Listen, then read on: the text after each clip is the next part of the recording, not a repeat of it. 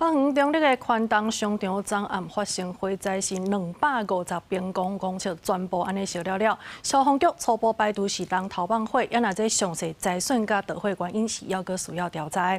另外，这警察局的来表示讲，后手呢是辅导业者来转型甲恢复营业。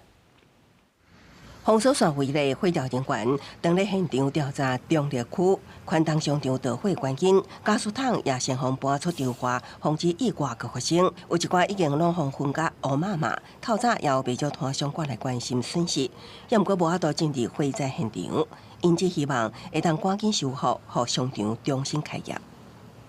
还好啦，是鸡肉摊啦，里面有一些肉啦，是先让它，可是现在也不能进去啊。目前封锁，我不能进去，所以没办法评估我的损失。消防队他还有在破他的土门吧，要给那个火调科人还要在那边检查破点在哪里。这场火灾就发生伫星期三暗晚10点，火烧甲真美，好甲在伫2点钟左右就互拍花。商场大约有250平方公尺，大约有50个摊位甲民生用品烧起来。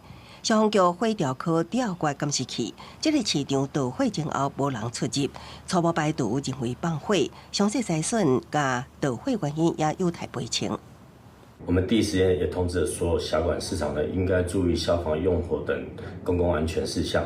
那后续呢，我们也会积极辅导他们恢复营业。